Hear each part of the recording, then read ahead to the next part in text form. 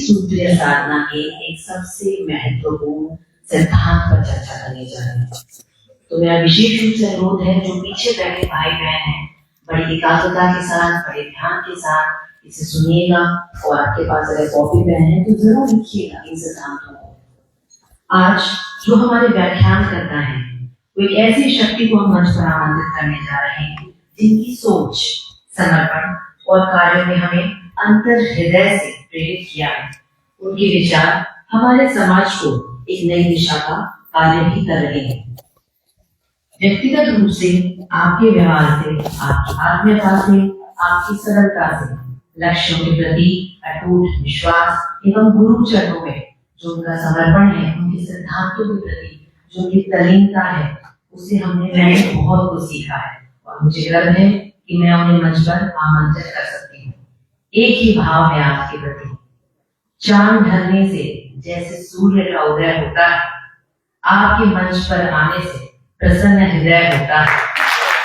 आइए आप सभी कृतज्ञता से विराम देते हुए मंच पर परम आदर की ज्ञान स्वरूपा आदरणीय श्यामा दीदी जी को हम सभी मंच पर आदर आमंत्रित करते हैं।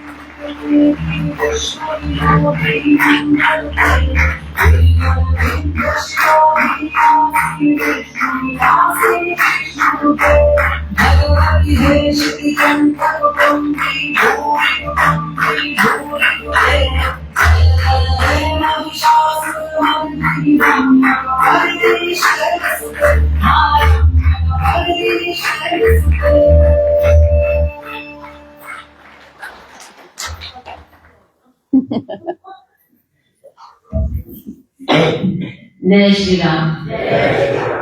एक बार तालियां रजनी बहन के लिए हो जाए।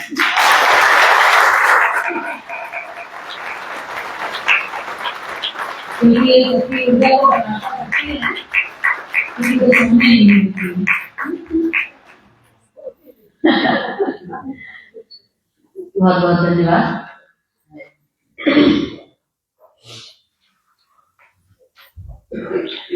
बंदौ गुरुपद कंज कृपा सिंधु नर रूप हरि महामोह तम कुंज जासु वचन रवि कर निकर सियावर रामचंद्र प्रभु जय श्री राम।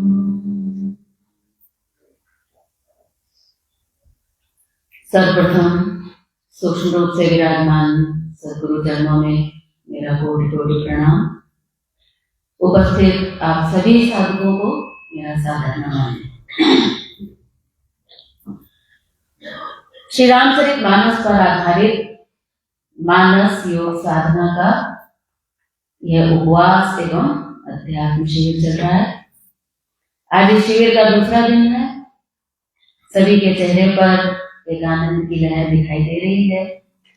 इससे आभास होता है कि ईश्वर का आनंद काम कर रहा है, प्रकट हो रहा है।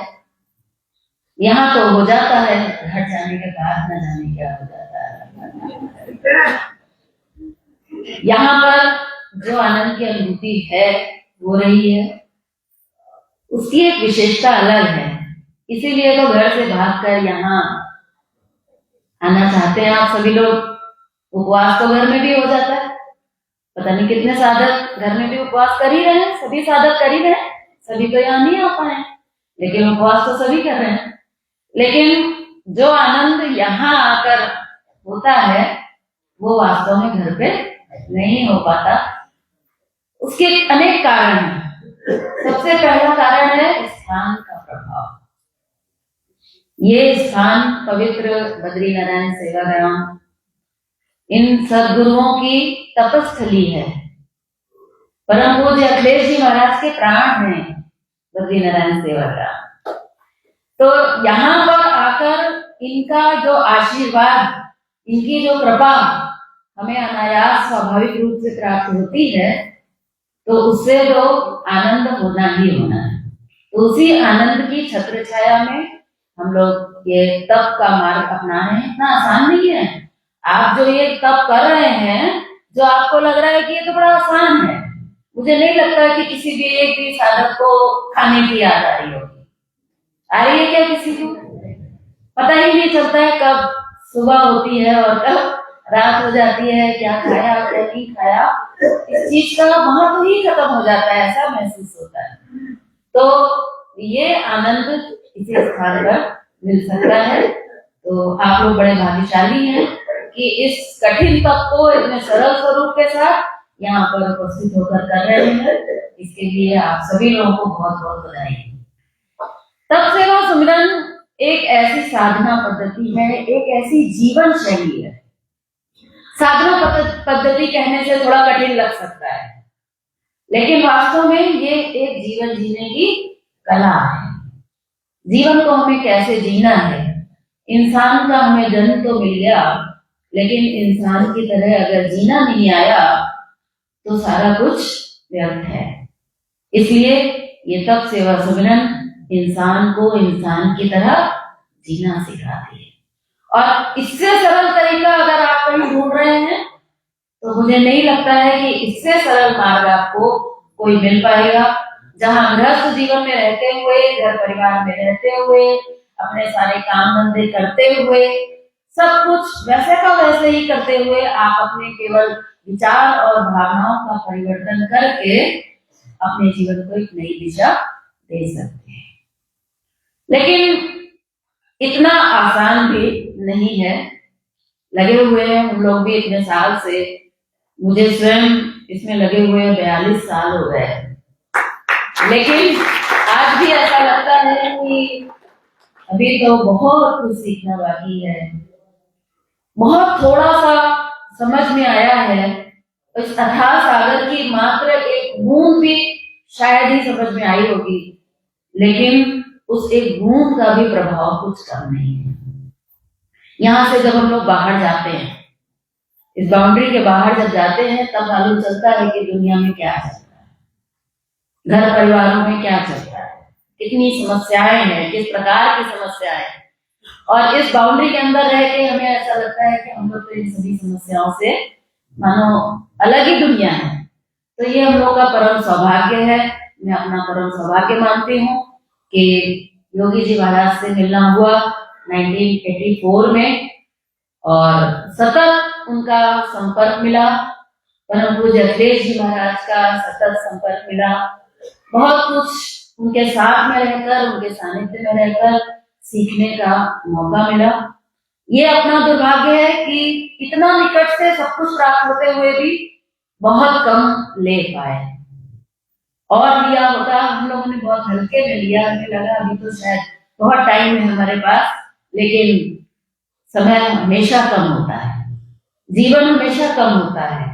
इसलिए ये सोचना कि ये चीज कल कर लेंगे, आज खा लेते हैं, कल से उपवास कर लेंगे, कल कभी नहीं आएगा। आपने सोचा आज थोड़ा घूम फिर लेते हैं, कल ध्यान कर लेंगे, कल से पक्का नियम पूर्वक बैठेंगे, तो वो कल नहीं आता है। इसलिए समय रहते, अखिलेश जी महाराज भी हमेशा कहते थे और मालती माता जी भी हमेशा इस बात को कहती थी कि समय बहुत कम है। पर हम लोग को लगता था कम कहाँ है, बहुत है। लेकिन इन विभूतियों के जाने के बाद इस बात का आभास हुआ कि वास्तव में समय तो बहुत कम ही था। अगर आज भी उनका सतत सानिध्य अगर मिल रहा होता तो बात कुछ और होती। लेकिन रामचरितमानस में इस बात का आश्वासन दिया गया है कि गुरु के वचन, गुरु के द्वारा दिए गए सिद्धांत, ये ही असली मजबूती है। अगर उसको पकड़ लिया तो आप कभी भी गुरु से दूर नहीं हो सकते, क्योंकि अगर गुरु को हमने शरीर रूप में पकड़ा तो शरीर तो जाएगा ही जाएगा। कब जाएगा, किसका जाएगा, वो किसी को मालूम नहीं है। इसलिए उनके दिखाए हुए रास्ते पर आज जो भी चलेगा, आप में से यहाँ बहुत लोग ऐसे बैठे हैं जिन्होंने ना तो योगी जी महाराज के दर्शन किए, ना अखिलेश जी महाराज के दर्शन किए, ना मालती माता जी के भी हो सकता है यहाँ कुछ लोग ऐसे बैठे हों जिन्होंने उनके भी दर्शन ना किए हों। लेकिन फिर भी आप इस साधना से जुड़े हुए हैं और वही लाभ प्राप्त कर रहे हैं जो हम लोग इतने पुराने समय से जुड़कर प्राप्त कर रहे हैं। इसलिए प्रकाश जो दिखाई देता है, जो दिखाया जाता है, वो कभी भी मिटने वाला नहीं है। और वही गुरु के द्वारा जो दिया गया रास्ता होता है, उसी का आधार बनाकर हमें आगे अपने जीवन पर चलना होता है। ये तो हृदय की बात है कि गुरु के चरण हम शिष्य के हृदय में, साधक के हृदय में विराजमान रहते हैं, लेकिन चलना अपने साधना के रास्ते पर साधक को खुद ही पड़ता है। तो आइए हम लोग इस रास्ते पर धीरे धीरे आगे कदम बढ़ाने की कोशिश कर रहे हैं। तो आज के इस सत्र में एक बहुत महत्वपूर्ण साधन की ओर हम लोग आगे कदम बढ़ाएंगे, जो है सुमिरन। तप, सेवा और सुमिरन। तब आप अलग अलग एंगल से, अलग अलग तरीके से आप डॉक्टर साहब से बराबर सुन रहे हैं, समय समय पर चर्चा की जा रही है। लेकिन मुझे ऐसा लगता है कि ध्यान के विषय में जल्दी ही चर्चा कर ली जाए तो अच्छा रहेगा, क्योंकि अभी हमारे पास समय है शिविर में। तो कहीं अगर हमारी कोई भूल चूक हो रही है, कहीं अगर हमारी कोई कमी हो रही है, कहीं अगर हमारे उत्साह में कमी है, तो उस सब कमियों को हम पूरा करके, दूर करके और अगले सत्र से ही अपने ध्यान की साधना में सही ढंग से आगे बढ़ सके। तो इसके लिए मैं इस समय इस सत्र को लेना चाहूंगी। सोचा तो कुछ और था, लेकिन अंत समय में ध्यान के बारे में ही चर्चा करने का मन बन गया। तो आइए इसी विषय की ओर आगे बढ़ते हैं। यहाँ पर मैं ऐसा मान के चल रही हूँ कि कोई भी साधक ऐसा नहीं है जो ध्यान पे बैठ ही नहीं रहा है, अभी शुरू ही नहीं किया है। अगर कोई है तो हाथ खड़ा कर सकते हैं। कोई साधक यहाँ पर ऐसा है अगर जो अभी ध्यान जानता ही नहीं है, सुना भी नहीं है, कभी किया भी नहीं है, यहाँ पर मेरे विचार से कोई साधक ऐसा नहीं है, क्योंकि हम सभी 7 दिन का शिविर करने के बाद ही यहाँ पर आए हुए हैं। लेकिन उसी विषय को अलग अलग प्रकार से सुनना, अलग अलग प्रकार से समझना, और कब किसको कौन सी कैसी बात समझ में आ जाए, बहुत बार हमने सुना, लेकिन कब कौन सी बात किस दिन समझ में आएगी, ये मैं आपको सच अपना अनुभव अगर बताऊं तो कई बार मैं बोलते बोलते अपनी ही बात से कुछ सीख लेती हूँ। क्योंकि यहाँ पर जब आकर हम लोग बोलते हैं तो बोलने वाला कोई और होता है, मुंह अपना होता है, लेकिन वाणी तो ऊपर से ही आती है। तो कई बार ऐसा होता है कि अपनी बात बोलने के बाद अपने को भी लगता है कि अरे ये बात बहुत काम की थी, बोलने वाले हम ही है, पर हमने भी उसके पहले उसका अनुभव नहीं किया, हम भी पहली बार सुन रहे होते हैं, ऐसा अनेक बार होता है। तो आइए बड़े सावधानी के साथ इस विषय को हम लोग सुनने समझने की कोशिश करेंगे। थोड़ा सावधान होकर जरूर बैठेंगे। जो लोग थोड़ा आराम की अवस्था में हैं, वो थोड़ा सा आराम से बाहर अगर आकर बैठेंगे तो उन्हें ज्यादा अच्छे से, जागरूकता से वो बातें समझ में आ सकेंगी। क्योंकि उपवास चल रहा है, शरीर को थोड़ा सा भी विश्राम मिलता है, तो विश्राम अवस्था में शरीर जाने की कोशिश करता है, तो थोड़ा सजगता की इसमें आवश्यकता है। ध्यान आज के समय की बहुत बड़ी मांग है। मैं तो ये कहती हूँ हमेशा कि ध्यान आज का, ये आपकी चॉइस नहीं रह गई है कि मुझे ध्यान सीखना है या नहीं सीखना है। मुझे ऐसा लगता है कि ध्यान आज के समय में इंसान की मजबूरी बन चुका है। अगर आज के समय में भी आपने ध्यान नहीं सीखा तो आप अपने जीवन में कभी भी प्रसन्न नहीं रह पाएंगे, अपने जीवन को सही ढंग से नहीं जी पाएंगे, क्योंकि समय बहुत कठिन चल रहा है। हर स्तर पर, जीवन के हर क्षेत्र में जीवन से सरलता धीरे धीरे मानो भागती चली जा रही है, दूर होती जा रही है। ऐसे समय में अगर आपको कोई सहारा चाहिए, अगर आपको अपनी समस्याओं का कोई समाधान चाहिए, तो उसका सबसे सरल साधन अगर कोई है तो वो है तप में बहुत कुछ करना पड़ेगा। सेवा में तो सबसे पहले हिम्मत जुटाना ही बहुत मुश्किल हो जाता है, लेकिन ध्यान की शुरुआत करना सबसे आसान है, क्योंकि इसमें ना तो कुछ करना है और ना करने की सोचना। तो इससे सरल भी कोई और काम हो सकता है क्या? लेकिन इसकी जो उपलब्धियां हैं, इसकी सबसे बड़ी विशेषता ये है कि ये सीधे हमें अपने अंदर से जोड़ने की बात करता है। सवेरे हम लोग आज चर्चा कर रहे थे ना, अंदर से जुड़ने की बात कर रहे थे, योग की बात कर रहे थे। तब से आप इतनी जल्दी डायरेक्ट अंदर नहीं जुड़ सकते, सेवा से शायद उतनी जल्दी नहीं जुड़ सकते, ध्यान से तो आप तुरंत जुड़ सकते हैं ना। तो उस दृष्टि से अगर देखा जाए तो ध्यान सबसे पहली आवश्यकता है हमें अपने जीवन को सरल बनाने के लिए, अपनी समस्याओं का समाधान पाने के लिए। एक बात और मैं हमेशा ही कहती हूँ कि जब भी जीवन में कोई भी समस्या आए, किसी भी स्तर की आए, आप समस्या को छोड़कर थोड़ी देर के लिए कुछ मत करिए, केवल आंख बंद करके बैठ जाइए। आप देखेंगे आपका मन शांत हो जाएगा। और अगर आपका ध्यान का अभ्यास अच्छा रहा होगा पहले से, तो आपको उस समस्या का समाधान भी ध्यान में मिलेगा। इसलिए इस ध्यान को बहुत सावधानी के साथ समझना, सुनना, समझना, करना और फिर अनुभव प्राप्त करना है। बहुत सुंदर ये 4 चरण हमें भूलने नहीं है। ये बहुत महत्वपूर्ण है, जिसकी चर्चा हम लोगों ने कल सुनी। आपने सोचा कि अरे बहुत बार सुन चुके, क्या वही तो है, कोई नई बात तो है नहीं। कल चंदू भाई कह रहे थे ना कि साधना उन्होंने 1-1.5 मिनट में ही रिवाइज कर दी थी, वही है। योगी जी महाराज से बहुत से लोग कहते थे कि योगी जी का प्रवचन है, चलोगे क्या सुनने? बोले अरे वही तो बोलते हैं हर बार, वही तो कहते हैं खाने में ताकत नहीं है, वही कहते हैं पैसे में सुख नहीं, वही बात बार बार क्या सुनना। बहुत से लोग कहते हैं कि शिविर में हम तो वो आए, 1-2 शिविर तो कर लिए, बार बार उस शिविर में क्या जाना। लेकिन जिन लोगों ने शिविर कर रखे हैं, 30-30 शिविर, ये बैठे हैं भरत भाई, मांगी बहन, मुझे लगता है इनका रिकॉर्ड सबसे ऊपर है, इतने शिविर कर चुके हैं अनगिनत। तो इतने शिविर मैं इनसे पूछती हूँ कि क्यों आते हो शिविर में, इतने शिविर क्यों करते हो? बोले हर शिविर में कुछ ना कुछ मिलता है। इनको, इनके मुंह से मैंने कभी, मांगी बहन के मुझ से कभी ऐसा नहीं सुना कि इन्होंने कहा हो कि वही बात है। ये कहती है कि हमें तो हर बार नई बात भी सुनने को मिलती है। तो इसलिए सिद्धांत तो वही रहेंगे, लेकिन हमें कब कौन सी कहाँ बात समझ में आएगी तो हमको मालूम नहीं है।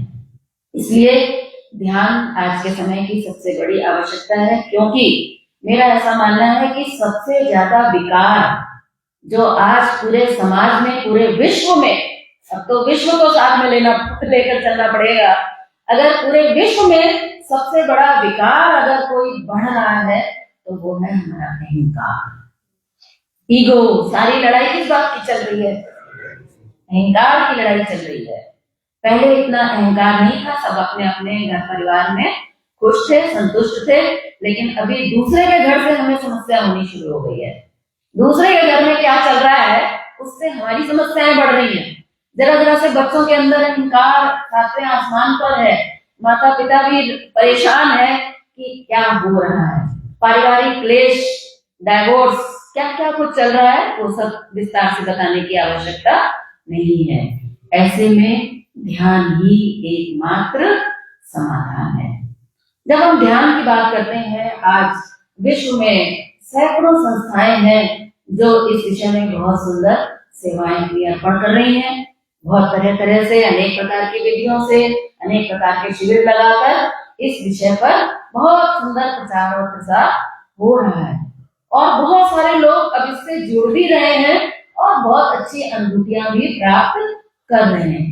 लेकिन तप सेवा सुमिरन के अंदर ध्यान को जितने सरल स्वरूप में दिया गया है, स्वरूप तो उसका एक ही है, वास्तविकता तो एक ही है, लेकिन प्रायः इस विषय को समाज में बहुत कठिनता के साथ देखने में आता है, समझना थोड़ा कठिन होता है। लेकिन हम लोगों ने योगी जी महाराज से ध्यान की साधना को सीखा, जो इस ध्यान की कठिन साधना का सबसे सरल स्वरूप है। मैं कोशिश करूंगी सरल से सरल ढंग से आपके सामने इस विषय को रखने की कोशिश करूंगी। ध्यान की जब हम बात करते हैं तो आज ध्यान की सैकड़ों पद्धतियां हैं, लेकिन जितनी भी पद्धतियां हैं उन सभी को केवल 2 में डिवाइड किया गया है, एक केंद्रीकरण की पद्धति और एक शिथिलीकरण की पद्धति। यहाँ पर अभी हम केंद्रीकरण की बात नहीं करेंगे, इसलिए नहीं करेंगे क्योंकि केंद्रीकरण की पद्धति अपने आप में कठिन पद्धति है। कठिन की बात क्यों करना, जब सरल से ही हमारा काम चल जाए तो हमें कठिन की बात करने की आवश्यकता नहीं है। तो हम यहाँ पर शीतलीकरण की पद्धति से ध्यान की बात करेंगे। देखिए, ध्यान का जो उद्देश्य है वो केवल एक है, अपने आप से जुड़ना। और सवेरे भी बड़ी विस्तार से चर्चा की जा चुकी है कि अंदर जुड़ने के लिए जो कठिनाई है, जो समस्या है, वो समस्या है केवल विकारों की और उन विकारों को की सफाई की। अगर विकार ना हो और अगर विकार हो और उसकी सफाई कर दी जाए तो अंदर स्थित ईश्वरीय शक्तियों का जागरण आसानी से किया जा सकता है। इतना तो आपके अब समझ में आ ही चुका है, ऐसा मैं मान के चलती हूँ। जहां तक ध्यान की साधना की बात है तो इस ध्यान की साधना के लिए विकार की अगर हम बात करें तो वो विकार है अहंकार। उस ईश्वर से अगर हमें जुड़ना है, उसकी अगर हमें अनुभूति प्राप्त करनी है तो श्री रामचरितमानस में एक सुंदर चौपाई दी गई है जहां पर बताया गया है कि अगर तुम्हें ईश्वर से मिलना है, अगर उससे जुड़ना है, अगर उसका योग होना है तो पहले ये तो समझ लो अच्छी तरह से कि वो ईश्वर की एग्जिस्टेंस कहाँ है, वो ईश्वर कहाँ विराजित होता है। तो कहते हैं रामचरितमानस में, कहते हैं कि गो गोचर जहां लग मन जाई, सो सब माया जाने भाई। ये जो संसार है ये कैसा है, माया से रचित है। और ईश्वर की एग्जिस्टेंस की बात जब हम करते हैं तो कहते हैं कि प्रकृति पार प्रभु सब उर्वासी। ईश्वर, अगर आपसे कोई पूछे कि ईश्वर का निवास कहाँ है तो बोले दो स्थान है जहाँ परमात्मा की स्थिति है। पहला है प्रकृति के पार और दूसरा है सब उर्वासी। आपके अंदर भी और अपने अंदर भी, दुनिया के अंदर भी और अपने अंदर भी। प्रकृति के पार है वो चीज थोड़ा समझने की है। दोनों बातें अगर आप समझ लेंगे तो ये विषय आपके लिए आसान हो जाएगा। कहते हैं कि ईश्वर की एग्जिस्टेंस प्रकृति के पार है। प्रकृति किसे कहते हैं तो उसके लिए कहा गया कि जहां तक हमारी इंद्रियां चली जाएं और जहां तक हमारा मन चला जाए वो सब प्रकृति है। बोले फिर ईश्वर कहाँ है, बोले उसके परे। बोले मन की गति तो अनंत है, उसकी तो कोई लिमिट ही नहीं है। यहाँ बैठे हैं, अमेरिका चला जाएगा, पता नहीं कौन कौन से लोक में चला जाएगा, आकाश पताल, आप जहां चाहो मन को जाने के लिए तो कोई सीमा ही नहीं है, अनंत सीमाएं हैं। हाथ पैर की तो सीमा है, आंख कहाँ तक देखेगी, कान कहाँ तक देखेगी, लेकिन मन की तो कोई सीमा नहीं है। तो कहते हैं कि गो गोचर जहां लगी मन जाई, सो सब माया जाने भाई। वो सब माया है, वो सब प्रकृति है और प्रकृति पार प्रभु। कठिन विषय हो गया ना। अगर प्रकृति के पार जाना है और वहां तक अगर हमारी पहुंच नहीं है तो क्या होगा। तो कहते हैं कि एक सरल उपाय है, साइंस का विद्यार्थी आसानी से समझ पाए शायद। कहते हैं एक सरल उपाय है, हम प्रकृति के पार जाएं, पता नहीं कहां तक चलना पड़े, कितनी यात्रा करनी पड़े, उसके बाद भी उसकी हमें था मिल पाए या ना मिल पाए, तो बोले एक काम करो, इस प्रकृति को छोटा कर लो। प्रकृति को अगर हम छोटा कर लें, यानी अपने मन की गति को अगर हम सिकोड़ना शुरू कर दें, अगर वो अभी यहाँ तक भाग रहा था तो अगर हम मन की गति को धीरे धीरे धीरे धीरे थोड़ा थोड़ा छोटा करते जाएं, अपने मन की गति को, दूसरे से कोई मतलब नहीं, धीरे धीरे अगर हम मन की गति को कम करते जाएं, इतना कम कर लें कि मन की गति अगर शून्य हो जाए तो परमात्मा कहाँ होगा, ऑन द स्पॉट। प्रकृति शून्य हो जाएगी ना।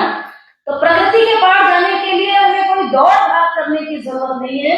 केवल क्या करना है, हमें अपने इंद्रियों को रोकना है और अपने मन को रोकना है। अगर मन की गति शून्य हो गई तो प्रकृति के पार हम तुरंत अपने घर में बैठे बैठे पार हो सकते हैं। ठीक है। फिर आगे कहते हैं कि प्रकृति पार और प्रभु सब उर्वासी। सबके अंदर भगवान है, उसकी एग्जिस्टेंस सबके अंदर है। बोले सबके अंदर है और उसको अगर आपको पाना है तो क्या करोगे, एक को नहीं पाना है, केवल अपना ही नहीं पाना है, हमें तो बहुत सारा ईश्वर चाहिए, सबके अंदर बैठा है, हमें तो सारा चाहिए। तो उससे कैसे मिलोगे, बोले सबका प्यार और सबकी सेवा। यही तरीका हो सकता है। अगर सबके अंदर ईश्वर बैठा है और उससे हमें संपर्क रखना है, उससे हमें संबंध बनाना है, तो उसका क्या तरीका होगा? उसका केवल एक तरीका होगा, और वो तरीका होगा कि सबकी सेवा और सबका प्यार। इसको हम कहते हैं सेवा।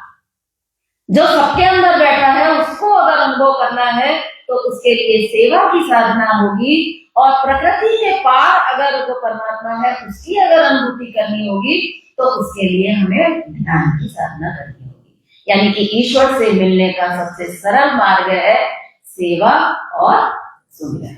और सेवा और सुमिरन की बात करने के लिए सबसे पहले हमारा शरीर ठीक होना जरूरी है, इसलिए उसके साथ में तप का अपना अलग महत्व है। अगर हम बैठने योग्य ही नहीं है, अगर हम सेवा करने योग्य ही नहीं है, तो ये दोनों विषय हमारे लिए निरर्थक हो जाते हैं। इसलिए इसके साथ में तप का अपना महत्व है। इस तरह से तप, सेवा और सुमिरन के माध्यम से उस ईश्वर से जुड़ना कोई कठिन मार्ग नहीं है। तो आइए हम लोग चर्चा करते हैं, प्रयास करते हैं जानने का कि उस मन की गति को शून्य करके कैसे उस परमात्मा से हम जुड़ सकते हैं। देखिए, मन जो भाग रहा है शून्यता से दूर, शून्यता से जितनी दूर ये मन हमारा भाग रहा है, इस मन के भागने का केवल एक कारण है, और वो है हमारा मैं और मेरा। अगर हमारे अंदर मैं ना हो तो हमारा मन नहीं भागेगा, हमेशा स्थिर रहेगा। अगर हमारे अंदर मेरा ना हो तो हमारा मन नहीं भागेगा। मैं और मेरा के आधार पर ही मन भागता है।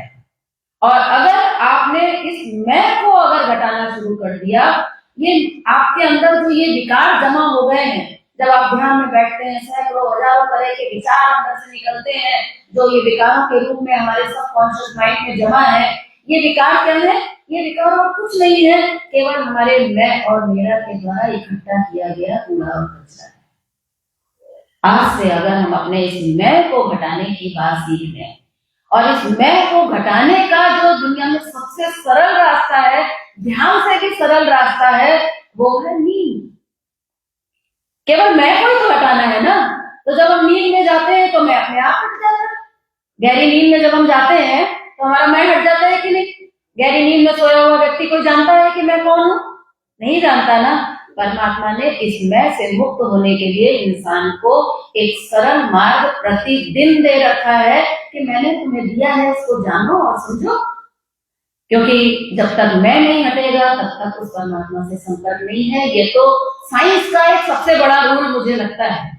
इतना टेक्निकल है कि 1% भी मैं है तो परमात्मा से संपर्क नहीं हो सकता, झलक मिल सकती है, उसका थोड़ा थोड़ा आभास हो सकता है आपको, लेकिन उससे आपका मिलन नहीं हो सकता जब तक हमारे अंदर मैं बना हुआ है। जिस मात्रा में हमारे इस मैं की दीवार हटेगी, उस मात्रा में ही हमारा उसके साथ संपर्क होना संभव है। क्योंकि मैं के शून्य होने से ही हमारे मन की गति शून्य हो सकती है। इसलिए हमारे अंदर इन ध्यान के विषय में जब हम बात करते हैं, आज मैं बहुत बेसिक सिद्धांत को लेकर नहीं चल रही हूँ। हम सब जानते हैं, हम सब बहुत बार सुन चुके हैं कि क्या है नींद और किस प्रकार से नींद के अंदर हमारा मैं कम हो जाता है। मेरे ख्याल से आप सभी ने सुना है। कोई ऐसा है क्या जिसने नहीं सुना, नहीं समझा हो?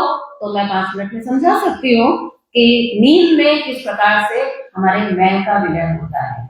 देखिए, जब हम रात को गहरी नींद में सोते हैं, कबीरदास जी कहते हैं, जब मैं था तब हरि नहीं, अब हरि है।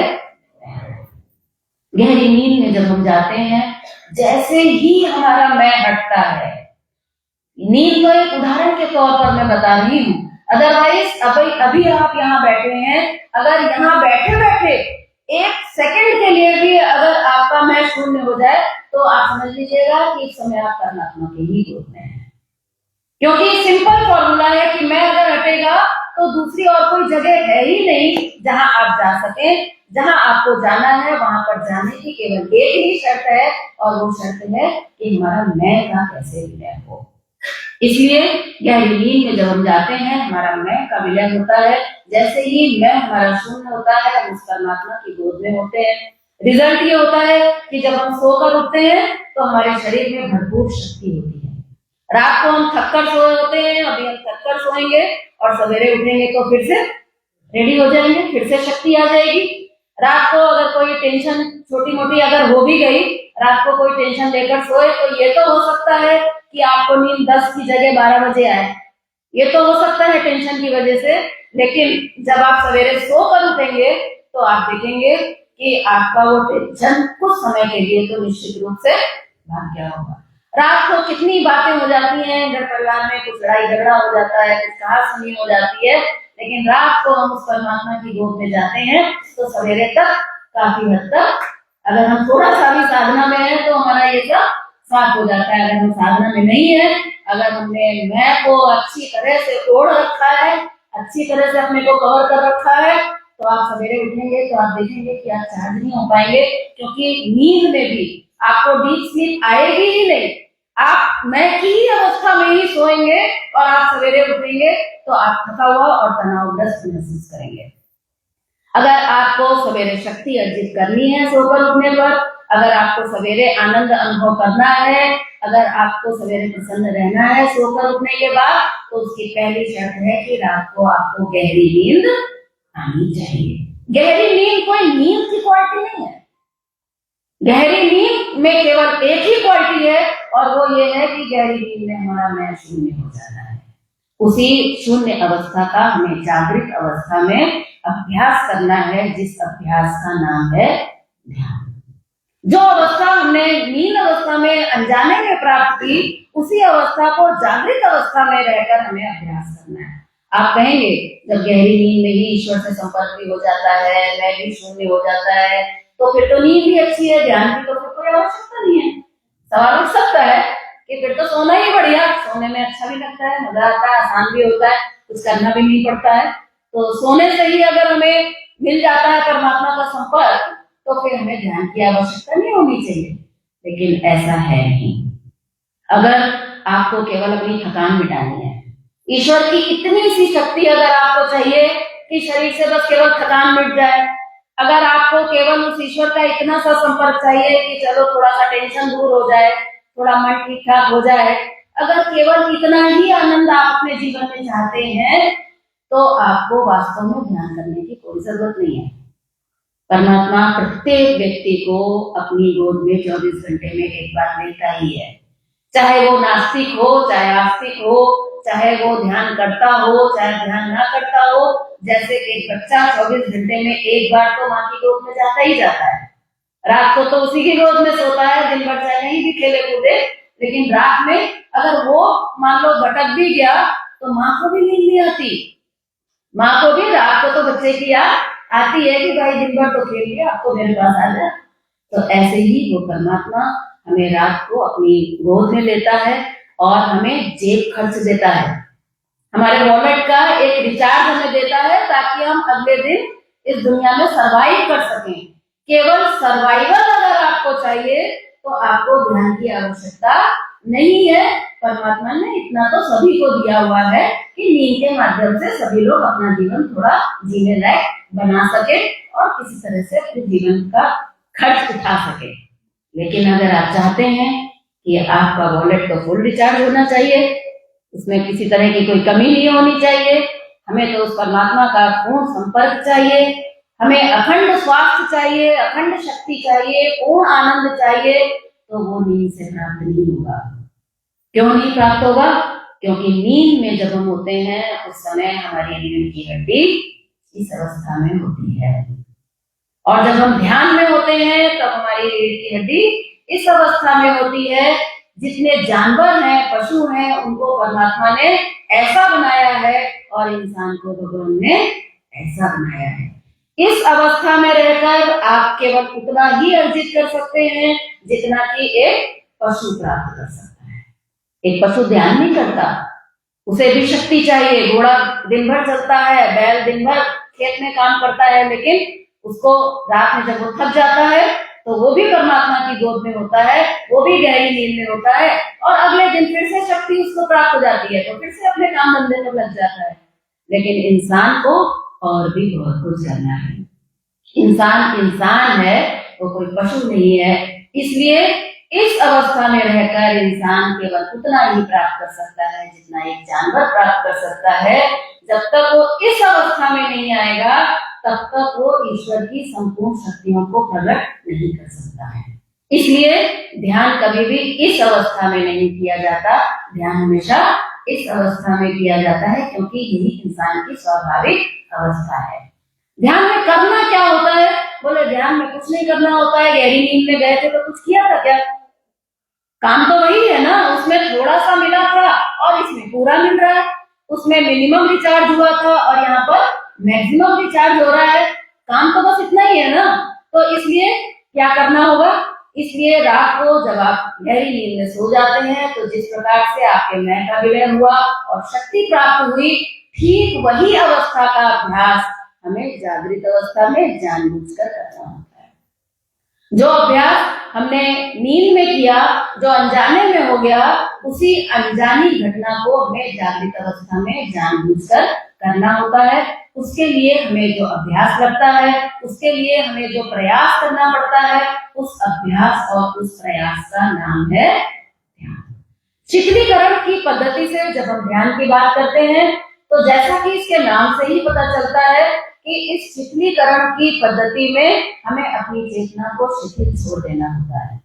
क्योंकि इस पद्धति में अगर आपने ध्यान करने के लिए अपनी चेतना को पकड़ने की कोशिश की, अगर आपने इस पद्धति से ध्यान करने में अपने मन को पकड़ने की कोशिश की, तो कोशिश करने वाला कौन होगा?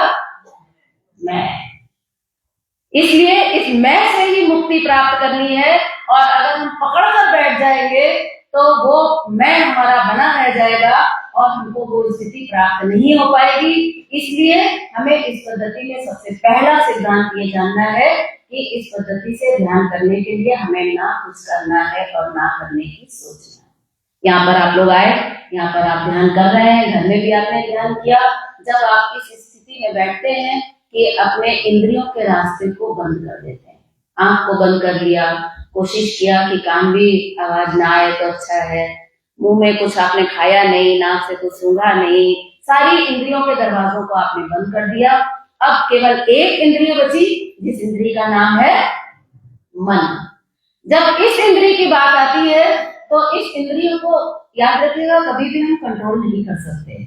हम उसको पकड़ के जीरो पर कर दें, हम उसको खींच के ले आए और शून्य कर दें, ऐसा नहीं है। मन इंद्रियों का राजा है, इसे आपको सुनना पड़ेगा। जाए कहाँ जाएगा? अगर आपने इंद्रियों के सारे दरवाजों को अगर बंद कर दिया है तो उसके बाद जब मन एक बच जाता है तो मन इंद्रियों का सहारा लेकर ही तो बाहर भागता है। जब आप इसको अंदर का रास्ता दिखा देंगे तो ये अंदर की ओर जाएगा। इसलिए इतनी आसानी से नहीं जा पाता, इसलिए इसको अभ्यास कहते हैं। मन ऐसा नहीं है कि आपने इंद्रियों के रास्ते बंद कर दिए और मन को अंदर फ्री छोड़ दिया और वो सीधे परमात्मा के क्षेत्र में चला गया और सारा काम बन गया, ध्यान लग गया।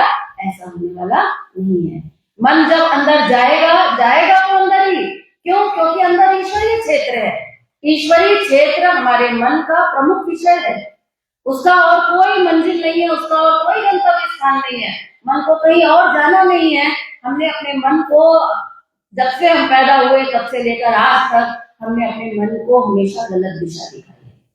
आज तक हमने अपने मन को हमेशा बाहर का ही रास्ता दिखाया है।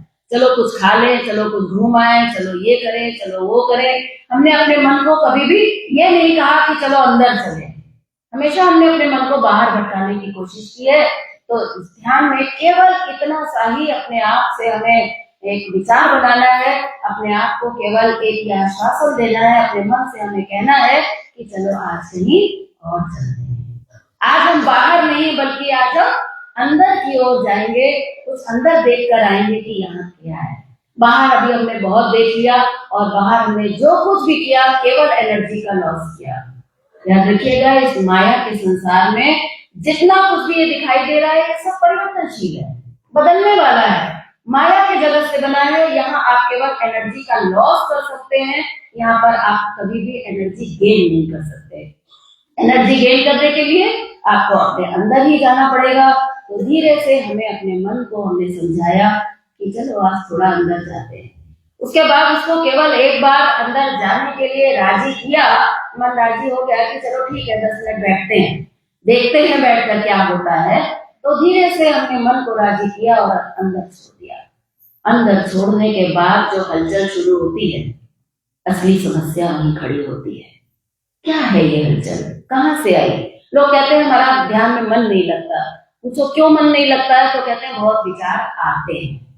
बस यही हमारी भूल है, विचार हमारे पास आते नहीं है, विचार तो आए हुए हैं बहुत पहले से। ये अभी नहीं आए हैं। जब आप ध्यान करने बैठे हैं और ये जो दुनिया भर के विचार आपके अंदर चल रहे हैं, आप अगर ये समझ रहे हैं कि बहुत विचार आ रहे हैं, तो आप बहुत बड़ी भूल कर रहे हैं। ये विचार आ नहीं रहे हैं, ये विचार पहले से बहुत आए हुए हैं। जब आप आंख बंद करके बैठते हैं, मन को अंदर की दिशा दिखाते हैं, मन अंदर ईश्वरी चेतना की ओर गति करता है, तो अंदर जो पुराना जमा विचार था, ये बाहर निकल कर आता है। ये एक सफाई अभियान है। जब भी आप आंख बंद करके बैठेंगे, जब भी आप अपने मन को स्वतंत्र छोड़ेंगे और उसके बाद जो विचारों की हलचल उठेगी, इसमें सबसे पहली बात आपको ये समझने की है कि ये विचार आ नहीं रहे हैं, बल्कि ये विचार जा रहे हैं। जब तक आप ये समझते रहेंगे कि विचार आ रहे हैं, तो आप उन विचारों को पकड़ने की कोशिश करेंगे, रोकने की कोशिश करेंगे। पकड़ने वाला भी मैं होगा और रोकने वाला भी मैं होगा, और जब तक मैं होगा तब तक परमात्मा से संपर्क नहीं होगा। इसलिए हमें अपने आप को ध्यान में बैठने से पहले ही इस बात का अच्छी तरह से विचार कर लेना चाहिए कि जो ये विचार निकलते हैं, ये वास्तव में ये आ नहीं रहे हैं, बल्कि जा रहे हैं। अगर ये जा रहे हैं तो ये आए कब और कैसे? सवाल उठता है ना। ये गंदगी हमने कब इकट्ठा कर ली, कैसे इकट्ठा कर ली? खाने का तो हमें पता है, हमें मालूम है कि हम बहुत चटोरे हैं, बहुत हमने उल्टा सीधा खाया है, तो अब निकालना तो पड़ेगा। हमें आइडिया है कि हमारे शरीर के अंदर क्या क्या चिपका है, हमने अपनी आवश्यकता से कितना अधिक खाया है, हमने कैसा खाना खाया, हमें सब पता है। हमें अपने विकारों के बारे में मोटी मोटी जानकारी है, लेकिन अंदर जो ये विचार हैं, ये विचारों के बारे में हमें जानकारी नहीं है, क्योंकि ये अनायास हमारे अनजाने में ही हमारे मैं और मेरा के कारण हमारे अंदर जमा हुए हैं। अगर इंसान के अंदर मैं और मेरा नहीं होता, तो हमारे अंदर किसी भी चीज का कोई भी प्रभाव जाकर कभी भी संचित नहीं होता।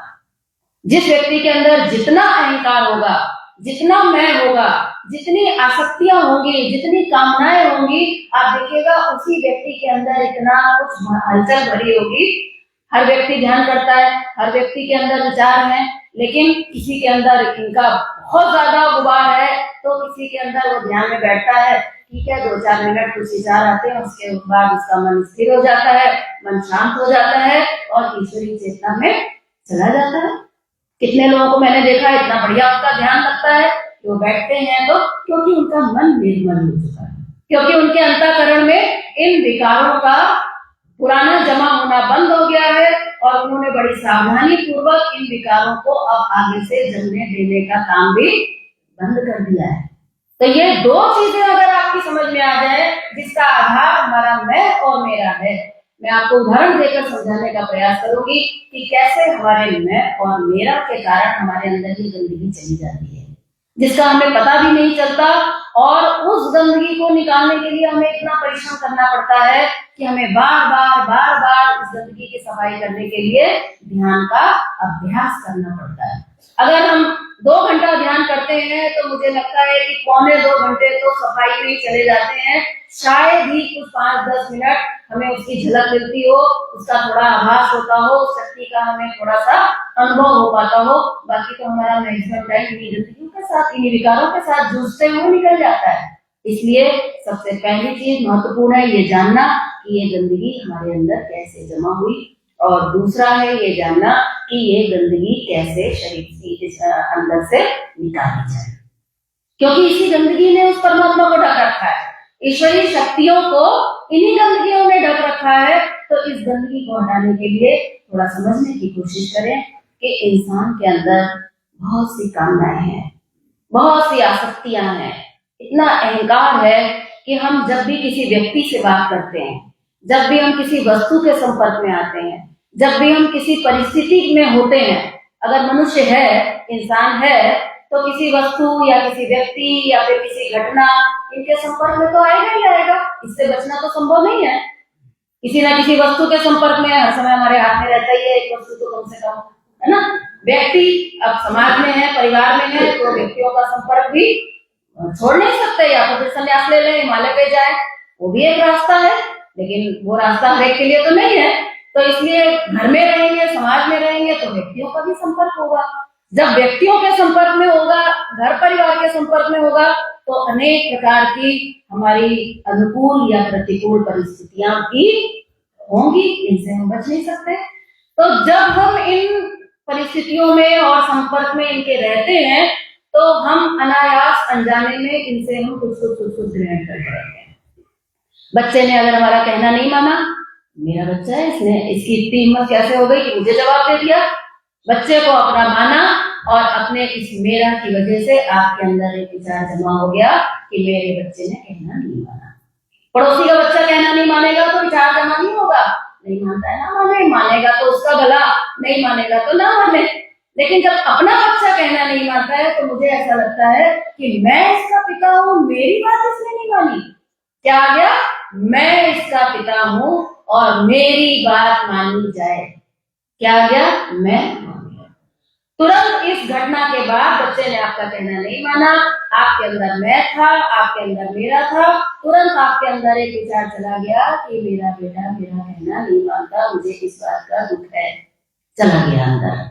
ऐसे ही जब आप किसी अपने से श्रेष्ठ से मिलते हैं, आपसे ज्यादा काबिल है, आपसे ज्यादा ऊपर है, आपसे ज्यादा धनवान है, ऐसा जब आप किसी से मिलते हैं तब आपको ऐसा लगता है, तब आपके अंदर एक कॉम्प्लेक्स पैदा होता है कि मैं इसके जैसा क्यों नहीं हो पाया, इसके पास इतना पैसा कहाँ से आ गया, मेरे पास क्यों नहीं आया।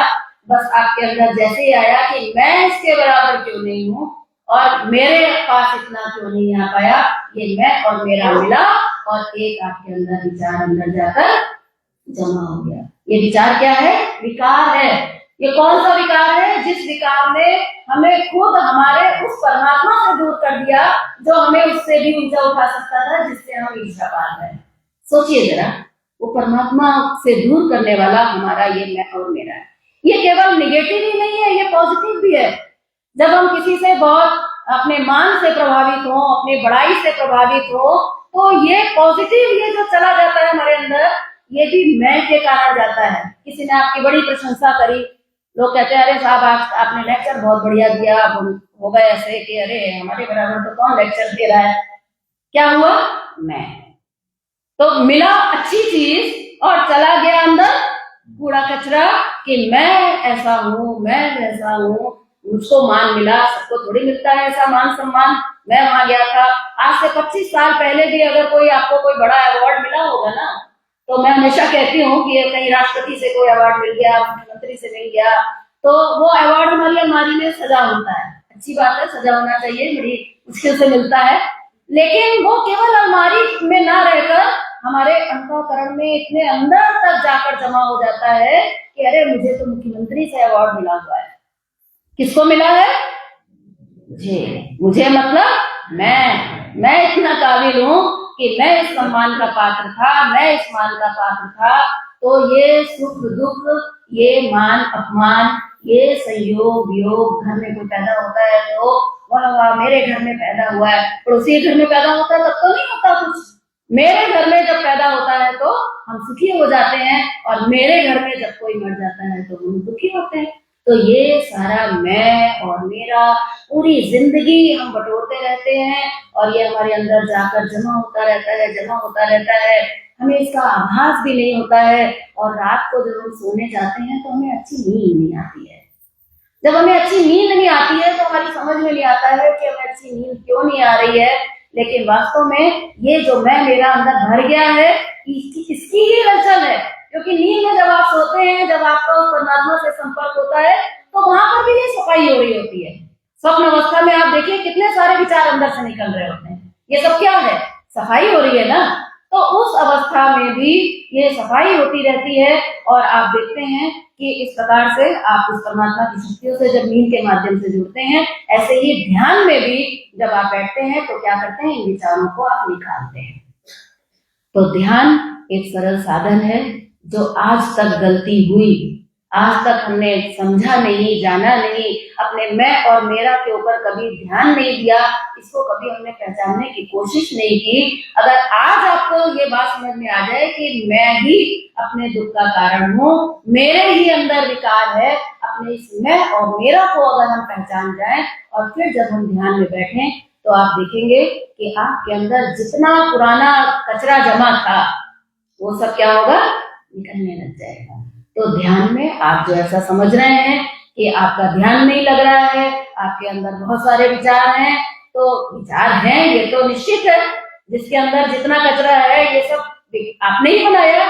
जब आपने ये विकार बनाया है तो निकालने की जिम्मेदारी भी आपको ही उठानी पड़ेगी। तो क्या करना है, कुछ नहीं करना है, शांत भाव से निकलने का इसको मौका दीजिए। मैं तो कहती हूँ कि आज से जुट जाइए, जब टाइम मिले तो ये सोचिए कि चलो थोड़ा सफाई कर ली जाए। अगर पता लग गया हमें कि उस ईश्वरीय क्षेत्र जो हमारे भीतर वो ईश्वरीय शक्ति भरी है, जिसको हम प्रकट करने के लिए यहाँ पर आए हैं, उसको गंदगी ने ढक रखा है, तो कौन नहीं चाहेगा कि इस गंदगी को जल्दी से जल्दी साफ कर लिया जाए। सभी चाहते हैं ना, लगे हुए हैं ना, सभी दोनों टाइम एनिमल ले रहे हैं कि गंदगी निकल जाए, लेकिन उन्हें पता नहीं है कि शरीर की गंदगी उतनी घातक नहीं है जितना मन की गंदगी है, वो उससे भी ज्यादा घातक है। मन की गंदगी उतनी घातक नहीं है जितना बुद्धि के अंदर भरा हुआ है, जितना सूक्ष्म विकार होगा उतना ही ज्यादा घातक होगा। अब आपको ये बात समझ में आ गई कि अरे इस गंदगी को निकालना तो बहुत आसान है, तो उसके लिए क्या करना होगा, बार बार आंख बंद करके बैठना होगा और इन विचारों को निकलने का मौका देना होगा, ताकि ये ज्यादा से ज्यादा मात्रा में और जल्दी से जल्दी निकल जाए। 2 मिनट में यहाँ पर अपना अनुभव आपको बताती हूँ कि मैं जब इस साधना से जुड़ी और जब मैंने ध्यान में बैठना शुरू किया तो मुझे ऐसा लगने लगा कि मुझे ये जल्दी से जल्दी सफाई हो जानी चाहिए। बात समझ में आ गई थी कि गंदगी को निकालना इतना कठिन नहीं है, आसान है, किया जा सकता है। इसके लिए कुछ करना ही नहीं है, केवल शांत होकर बैठना है। केवल बैठेंगे, मन केवल थोड़ा अंदर जाने के लिए राजी हो जाए। इसीलिए मन को राजी करने के लिए 1 बार 2 बार प्रभु के नाम का स्मरण करने की आपको बात कही जाती है ना, कि 1 बार 2 बार प्रभु के नाम का स्मरण करें। क्यों कहा जाता है? ताकि मन को एक आधार मिले, मन को एक पुल मिले, अंदर जाने के लिए एक बहाना मिल जाए, उस सहारे से हमारा मन अंदर जाने के लिए राजी हो जाए, क्योंकि हमारा मन बिगड़ चुका है। इतने सालों में हमने अपने मन को इतना बहिर्मुखी बना रखा है, इंद्रियों को इतना बहिर्मुखी बना रखा है कि आंख बंद होने के लिए तैयार नहीं है। हम कहते हैं चलो थोड़ी देर आंख बंद कर ले, तो आंख कहती है चलो थोड़ी देर मोबाइल देख ले फिर करेंगे। हम कहते हैं कि चलो थोड़ी देर कान बंद कर ले, तो ऐसा लगता है बस थोड़ी देर और जरा किसी की निंदा सुन ले फिर करेंगे। अभी तो यहाँ इतना अच्छा टॉपिक चल रहा है, इसको छोड़ के क्या करेंगे ध्यान करके, थोड़ी देर और यहाँ रस ले लेते हैं। यही होता है ना। तो कैसे हम अपने मन को और अपने इंद्रियों को कैसे हम राजी करें, उसके लिए नाम का सहारा लेकर धीरे से अंदर जाने दीजिए। इसके बाद आपको कुछ नहीं करना है। एक बार अगर अंदर चला गया तो वहां का जो मामला है वो इतना पावरफुल है, अंदर जो ईश्वरीय चेतना है वो इतनी पावरफुल है कि वहां आपको कुछ नहीं करना है। आपको तो केवल ये करना है कि आपको कुछ करना नहीं है, बस आप यही करना दुनिया में सबसे कठिन है कि हमें कुछ नहीं करना है। सबसे कठिन काम ये है। हर समय इंसान कुछ ना कुछ करते रहना चाहता है। ध्यान में भी बैठेगा तो भी सोचता है कि जो निकल रहा है मैं उसको भी देख लूं। टॉयलेट जाते हो तो कोई देखना चाहता है क्या? गंदगी जो इतनी निकल रही है उसको कोई देखना पसंद करता है क्या? तो जब ध्यान में आप बैठते हो और ध्यान में जब ये गंदगी निकलती है तो उस गंदगी को आप क्यों देखना चाहते हो? कोई देखता है क्या कि कल मैंने क्या बढ़िया खाया था तो आज क्या निकला? ऐसे ही आपने जो कल क्या बढ़िया अंदर डाला था कि मुझे मेडल मिला था, अब वो अंदर जाकर सड़ चुका है, अब वो अंदर जाकर मल बन चुका है। अब जब वो निकल रहा है तो कृपा करके उसको देखने की कोशिश ना करें। अगर आपने उसको देखने की कोशिश की तो ये ध्यान आपका कभी भी सफल होने वाला नहीं है। पहला काम करना है कि कुछ नहीं करना है, निकलने का मौका देना है। जितना आप जागरूक हो जाएंगे, मेरे को तो लगा कि बस अब तो जुट जाना चाहिए, तो मैंने एक दिन में 10-10 बार तक ध्यान किया। उसका नतीजा ये हुआ कि 6 से 8 महीने के अंदर ध्यान के इतने जबरदस्त रिजल्ट आए कि मैं आपको बता नहीं सकती। आंख खोलने का मन ही नहीं करता था, ऐसा अंदर ध्यान में बैठते थे, जरा देर बाद ही ऐसा शून्यता की स्थिति और शून्यता से भी और परे की स्थिति मैं कह सकती हूँ, इतना एक आनंद अंदर उमड़ने लग गया था कि लगता था कि और कुछ काम क्यों करना। कब होगा? जब आप अपने ऊपर मेहनत करेंगे, जब आप अपने ऊपर जुट जाएंगे कि मुझे तो करना है। योगी जी महाराज कहते थे दुनिया में इंसान को करने के लिए केवल 2 काम है, या तो सेवा करो, सबके अंदर भगवान है तो क्या करो? सेवा करो। अगर सेवा कर रहे हो तो बहुत बढ़िया, ध्यान से भी बढ़िया है, क्योंकि सबके अंदर वो भगवान है, उसकी अगर अनुभूति हो जाए तो आंख खोल के ही वो मिल जाएगा, आंख बंद करके तो एक मिलेगा। कौन सा? केवल अपना वाला। लेकिन अगर आंख खोल के अगर सेवा अगर आपकी चल गई तो सबके अंदर अगर आपको राम मिल गया तो आसान हो जाएगा कि नहीं? आंख बंद करने की भी आवश्यकता कम हो जाएगी कि नहीं? सबके अंदर ही राम दिखाई देने लग गया। तो इसलिए सेवा, अगर या तो आंख खोलो तो सेवा करो। सेवा का मतलब ये नहीं है कि कहीं आश्रम चले जाओ या कहीं किसी को जूस बांट के आओ या कुछ किसी का कुछ करने जाओ वही सेवा होगी, ऐसा नहीं है। जो भी हम काम कर रहे हैं, जो भी काम कर रहे हैं, बच्चा पढ़ रहा है, गृहिणी घर में झाड़ू लगा रही है, हम नौकरी कर रहे हैं, हम बॉस के अंडर में हैं, जो भी काम हम कर रहे हैं वो सब काम अगर हमारा प्रभु की सेवा बन जाए। क्यों? क्योंकि कंपनी के अंदर भी भगवान है, कंपनी के मालिक के अंदर भी भगवान है, बॉस के अंदर भी भगवान है, तो हम तो फिर बढ़िया से बढ़िया करेंगे ना, ज्यादा से ज्यादा करेंगे, अच्छे से अच्छा करेंगे। और जब आप बढ़िया से बढ़िया करेंगे, अच्छा से अच्छा करेंगे तो आनंद तो वैसे भी आने वाला है। और अगर कहीं उसमें भगवान का भाव आ जाए तो फिर तो भगवान रिएक्ट करने लग जाएगा ना। आप तो अपने मालिक की नौकरी कर रहे हैं, लेकिन आपने उस मालिक के अंदर भगवान देख लिया, तो अब आप किसकी नौकरी करने लग गए? भगवान की। तो अब आपको सैलरी मालिक तो देगा अकाउंट में, लेकिन असली सैलरी आपकी जो आएगी वो आएगी आनंद के रूप में, वो परमात्मा देगा। व्यक्ति की सेवा की तो व्यक्ति ने आपको सैलरी दी, और उसके अंदर बैठे हुए परमात्मा की अगर आपने सेवा की तो फिर सैलरी वहां से आएगी, और वो आएगी स्वास्थ्य के रूप में, आनंद के रूप में, ज्ञान के रूप में। तो योगी जी महाराज कहते थे कि आंख खोलो तो एक काम करो, केवल सेवा, जो काम है वो सब सेवा बन जाए। और आंख बंद करो तो जब टाइम मिले, जब सेवा का क्षेत्र ना हो, जब फ्री हो जाओ तो आंख बंद करके बैठ जाओ। तो केवल ये 2 काम अगर हमको करने आ जाए तो हमारे अंदर से ये गंदगी निकलनी शुरू हो जाएगी, और आप देखेंगे ध्यान में आपकी बहुत तेजी से रिजल्ट आने लग जाएंगे। अभी होता क्या है कि आप 1 घंटा बैठे, कहीं 20, अभी तो 20-20 मिनट हम लोग कहते हैं 3 बार बैठ लो। 4 से 40 साल पहले जब मैं पहली बार योगी जी महाराज से जुड़ी थी, उन्होंने तब कहा था कि 20 मिनट बैठो। आज तक 40 साल तक अगर हम यही पकड़ के बैठे हैं कि बस 20 ही मिनट बैठना है, तो नर्सरी क्लास में ए फॉर एप्पल सीख रहे थे, आज अगर अभी भी ए फॉर एप्पल ही सीख रहे हैं तो प्रमोशन कैसे होगा? इसलिए धीरे धीरे हमें अपनी तत्परता को, हमें अपनी लगन को, अपने ऊपर, मैं जो बार बार आपसे कह रही हूँ ना, अपने लिए समय निकालो, अपने ऊपर मेहनत करो, अपने ऊपर होमवर्क करो, वो इसी होमवर्क के लिए कह रही हूँ कि अपने को हमें जल्दी से जल्दी शुद्ध करना है। तो ज्यादा से ज्यादा आप जब ध्यान में बैठेंगे तो ये विकार जल्दी से जल्दी साफ हो जाएंगे। बैठे इतनी देर और विचार बनाए इतनी देर, जब जागृत अवस्था में रहोगे तो विचार बनाते रहोगे ना। ध्यान में बैठे तो निकल गए, मान लिया चलो उदाहरण के तौर पर मान लो 1000 विकार निकल गए, और उसके बाद जब आंख खोली तो 2000 बन गए। अब अगले दिन फिर बैठे, फिर 1000 निकल गए, फिर 2000 बन गए, तो इधर तो बढ़ना शुरू हो गया ना। इसलिए होना ये चाहिए कि इधर की संख्या कम हो जाए, इधर की बढ़ जाए, निकालने की संख्या बढ़ जाए, और इतनी जल्दी बन ना पाए कि जितनी जल्दी हम निकाल दें, तभी तो शुद्ध होगा ना। और फिर दूसरा उपाय है कि कोशिश करिए कि इन विचारों को बनने से रोकिए, ये ना बने, इनके ऊपर रोक लगानी पड़ेगी। ये बनते रहेंगे, निकलते रहेंगे तो बात बनेगी नहीं। उसके लिए सेवा की साधना है। अगर आप सेवा की साधना में लगेंगे, अगर आपके अंदर निस्वार्थ भाव होगा, अगर आपके अंदर त्याग की भावना होगी, अगर आपके अंदर वैराग्य होगा, अगर आपकी इंद्रियां अंतर्मुखी होंगी, तो आप देखेंगे आप उसी दुनिया में रहेंगे, उसी बेटे के साथ रहेंगे, उसी मकान में रहेंगे, सब कुछ वही करेंगे, लेकिन आपके ऊपर सुख दुख का, मान अपमान का, संयोग वियोग का प्रभाव पड़ना बहुत कम हो जाएगा। केवल तभी होगा जब ये सेवा की साधना आपकी समझ में आएगी। आगे आने वाले सत्रों में उस पर भी चर्चा करेंगे। तो जब आपके अंदर ऐसा वैराग आएगा तब आप देखेंगे कि आपको अवार्ड तो मिला लेकिन अंदर कुछ नहीं गया। अवार्ड आया, अलमारी में सज गया।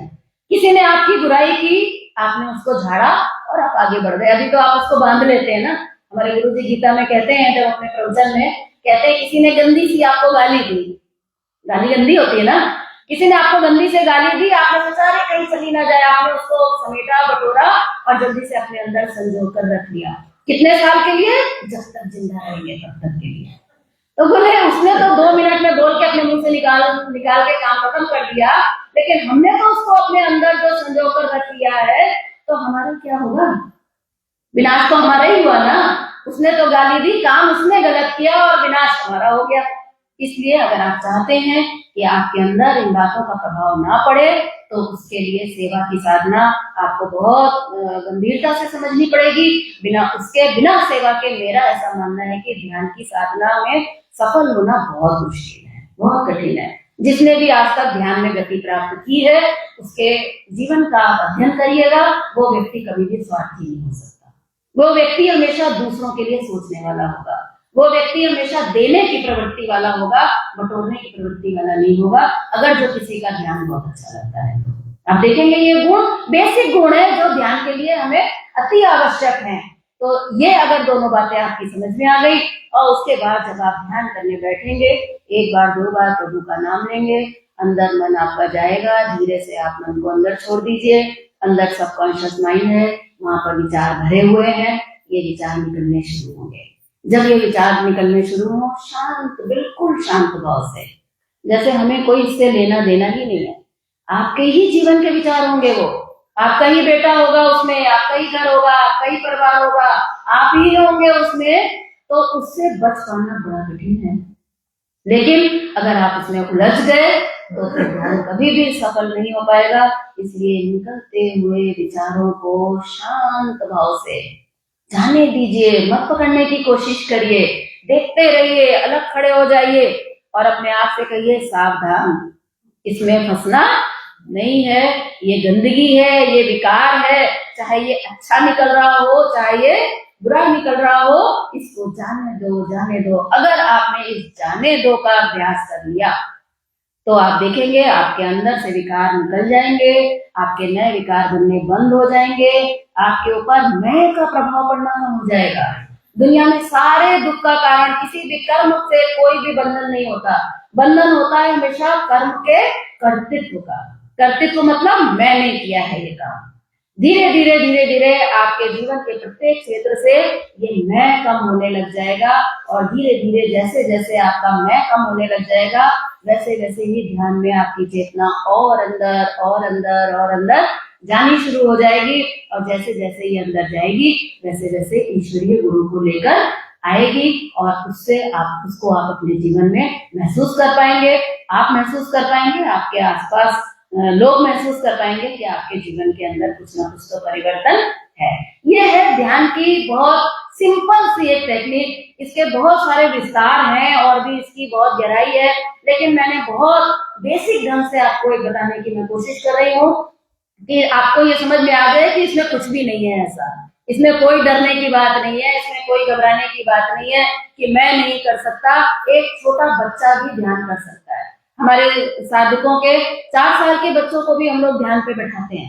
3 साल के बच्चे को भी आप ध्यान सिखा सकते हैं। आप जब ध्यान में बैठिए, अपने साथ बच्चे को बैठाइए, कुछ नहीं करना है बेटा, आंख बंद करके बैठो। वो 10 बार आंख खोलेगा, धीरे धीरे उसको आंख बंद करने का महत्व समझ में आने लग जाएगा। धीरे धीरे धीरे धीरे ये बच्चा भी ध्यान में सीख जाएगा। मैंने जब ध्यान सीखा, मेरी 14 साल की उम्र थी। 15 साल की उम्र में मुझे ध्यान के बहुत अच्छे रिजल्ट आए। तो अगर एक 14-15 साल के बच्चे को आ सकते हैं, तो हम सभी लोगों को आ ही सकते हैं ना।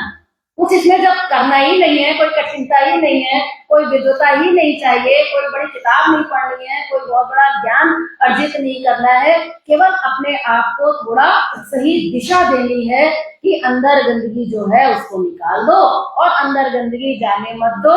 और उसके बाद शांत तटस्थ भाव, अगर आपने अंदर तटस्थ भाव का प्रैक्टिस कर लिया, अगर अंदर आपने समभाव रहने की प्रैक्टिस कर ली, तो जब आप आंख खोलोगे तो आप इस दुनिया में भी समभाव में रहना सीख चुके होंगे, क्योंकि अंदर ये समभाव आपको आया है उस परमात्मा से।